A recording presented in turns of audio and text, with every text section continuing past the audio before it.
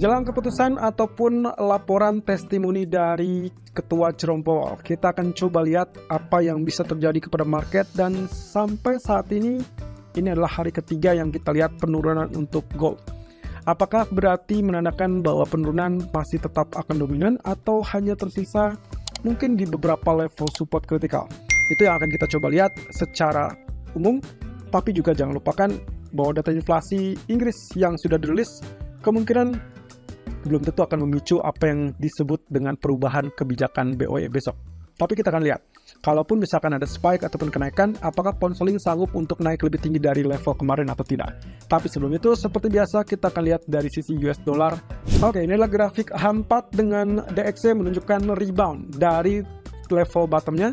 Tapi kita lagi-lagi juga harus menandai apakah dia memang sekedar naik sesaat, dan kita masih memiliki level 50% dari long black, dan sepertinya ini cukup memadai. Kalaupun misalkan katakanlah memang kecurigaan kita benar, katakanlah di sini terjadi rejection, maka kita akan lihat penurunan untuk US dollar di malam hari, atau bahkan mungkin paling cepat adalah sore hari.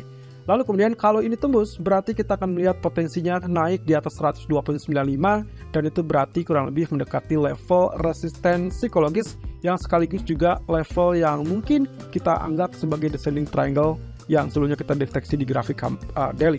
Oke, kita coba lihat di grafik daily, kurang lebih gambarannya adalah seperti demikian. Kondisi candlestick ternyata kemarin ditutup dengan posisi shooting star. Ya, saya sebut saja shooting star karena kondisinya tail atas lebih panjang daripada tail bawah. Jadi ini bukan spinning tops. Tapi apakah betul? Ya, sepertinya demikian ya, karena bedanya tipis. Jadi kita berharap bahwa ini adalah 3 rangkaian bullish candle kemudian ditutup dengan bearish. Ini berarti katakanlah mungkin 3 ya rising bullish. Tapi juga dengan kondisi long black ini, maka selama dia tidak tembus di atas high dari katakanlah hari Kamis ya 15 Juni, maka kemungkinan kita masih tetap terbuka untuk pelemahan US dollar. Nah, ini juga cukup terbuka dengan posisi yang kita curigai selama ini, dan mungkin saja dalam beberapa waktu ke depan baru kita akan dapat jawabannya. Tapi semua menunggu kepada keputusan ataupun testimoni dari Powell. Ya, weekly menunjukkan bahwa kondisi kita masih tetap terbuka untuk jalur kepenurunan ataupun kembali ke zona tengah. Sementara itu dari US Treasury Yield ternyata juga mengalami kenaikan, tapi lagi-lagi kalau kita perhatikan di grafik daily-nya sebetulnya dia tetap berada dalam jalur penurunan. Ya, so far dia masih tertekan, dan Anda bisa perhatikan di zona trendline hitam ini. Posisinya dia masih tetap dalam jalur descending triangle, dan kita belum lihat kenaikan yang terlalu signifikan. Bahkan MACD masih tetap flat, dan tapi kecenderungannya adalah melengkung ke bawah. Sementara untuk candlestick-nya dipastikan dia ditutup dengan kondisi long bearish, dan itu berarti bearish engulfing, sehingga kita sangat memungkinkan untuk melihat potensi penurunan juga sebetulnya. Tapi kalau kita lihat dari grafik H4, sangat wajar akan terjadi rebound seperti yang terjadi saat ini. Kondisinya dia mengalami kenaikan sampai at least mungkin kita bisa perhatikan di sini ada target sampai 3,780, tapi kita belum tahu apakah dia bisa lanjutkan di atas 3,8-nya apa tidak. Dan kalau misalkan kecurigaan kita benar, maka posisi dari MACD pun bisa memberikan isyarat. Mungkin saja beberapa jam ke depan kita masih tetap melihat dalam jalur yang relatif sideways. Jadi kalau misalkan kita lihat secara singkat, antara dia lanjutkan kenaikan ini atau dia dibanting untuk mengalami penurunan atau bahkan lebih rendah.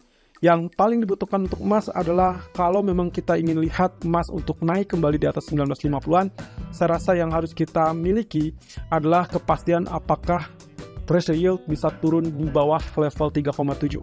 Selama dia cuma turun sampai 3,7%, maka kemungkinan posisinya emas mungkin akan tertahan di bawah 1950-an.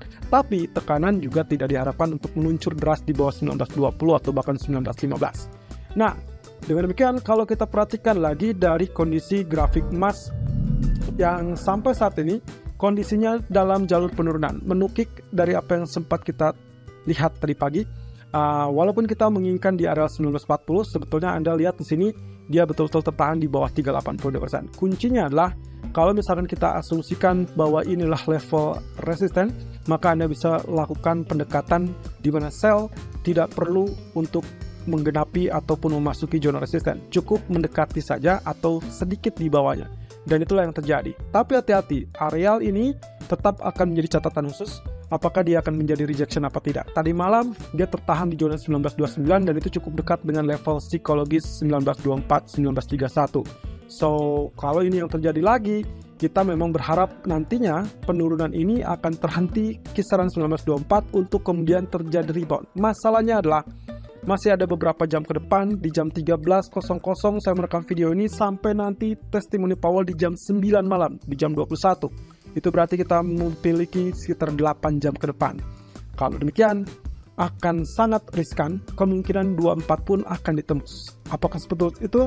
Maka kita harus lihat dari grafik H4, di mana kondisi H4 menunjukkan kita bisa berharap terkait dengan potensi dari falling wedge yang walaupun tidak terlampau ideal, kondisinya memungkinkan untuk terjadi terlebih dulu penurunan sampai level di bawah 1924. Ya, kalau seperti itu, berarti kita baru bisa mengharapkan katakanlah demand atau stronger demand mungkin baru akan muncul di bawah 1924, dan itu berarti kita lihat posisinya kemungkinan yang paling potensial adalah 1920 atau bahkan lebih rendah. Itu pun dengan catatan, katakanlah misalkan dia terjadi penurunan lanjutan, maka level support berikutnya akan melirik kisaran ini 1913 atau 1885. Ini yang paling buruk atau yang paling skenario terburuk.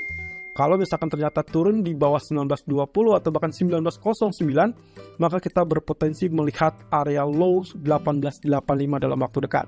Tapi kalau ternyata katakanlah hanya swing low lalu kemudian tertutup dengan tail, maka kita mungkin tailnya hanya akan melihat kisaran 1913, kemudian dia terjadi rebound. Dan itulah yang kita harapkan. So, di malam hari kalau kita sudah melihat penurunan di bawah 1920, maka Anda bisa pertimbangkan untuk switch menjadi buy di kisaran 1913-1916 dengan catatan stop loss di bawah 1909. Itu mengacu kepada grafik daily yang kita lihat seperti demikian. Posisinya adalah kita terancam dengan case memiliki pertemuan di area 1909. Katakanlah kalau memang ini adalah falling wedge, maka kemungkinan ini adalah momentum yang ditunggu-tunggu untuk penurunan terakhir menguji kisaran 1919 atau bahkan 1913. Dengan catatan bisa saja candlestick nantinya bisa saja membentuk pola katakanlah tail yang cukup panjang untuk ya sekedar menjilat 1909 tapi kemudian ditutup di atas 1909, dan itu berarti kita bisa punya kesempatan untuk mencari level reversal. Nah, tapi dengan hal tersebut Anda tetap harus berhati-hati karena kita masih tetap menunggu Powell sampai hari kedua besok malam. Kemudian kalau kita lihat dari pound sterling, kondisinya tidak jauh berbeda, tapi kali ini saya lebih berpikiran untuk siap-siap melakukan sell. Apalagi kalau kita perhatikan kondisi yang tidak memungkinkan adalah penembusan di atas level tersebut. Jadi kalau misalkan kita lihat candlestick kemarin ditutup dengan hammer, tapi kalau lihat dari hammer ini kelihatannya bukan sebagai hammer untuk reversal bullish, melainkan siap-siap untuk jalur penurunan. Dan itu berarti kondisinya sangat memungkinkan untuk menguji kembali 1.26670. Nah, terkait dengan hal tersebut, selama dia tidak naik di atas level high kemarin, yaitu 1.2805, dan seperti yang kita lihat tadi, spike hanya sesaat 1.28005, tidak sampai 05, melainkan 2800, tapi dia langsung turun. Jadi kemungkinan posisinya adalah siap-siap di grafik H4 ini yang sudah sesuai dengan apa yang kita skenariokan. Kita menunggu penurunan di level tersebut, bahkan bukan tidak mungkin dia akan tembus di bawah level low ataupun high sebelumnya. Dan itu berarti kita meraju kepada level ini 2698. Selama dia tidak turun di bawah 1.2698, Anda sebaiknya exit dari posisi sell. Tapi kalau sampai dia tembus di bawah 1.2698, siap-siap menyambut level 1.2630. Dan kalaupun Anda mempertimbangkan untuk lakukan buy on rumor sell on fact untuk menjelang katakanlah BOE besok, Anda bisa lakukan di 1.2698, tapi stop loss harus di bawah 1.2680-an. Dan itu sangat ketat. Saya rasa tidak akan saya lakukan untuk hari ini, karena malam nanti akan sangat berisiko terpukul drastis oleh penguatan dolar. Itu pun dengan catatan kalau testimoni Powell ternyata masih tetap hawkish. Nah, terakhir kalau kita lihat dari crude oil, posisinya juga relatif sama.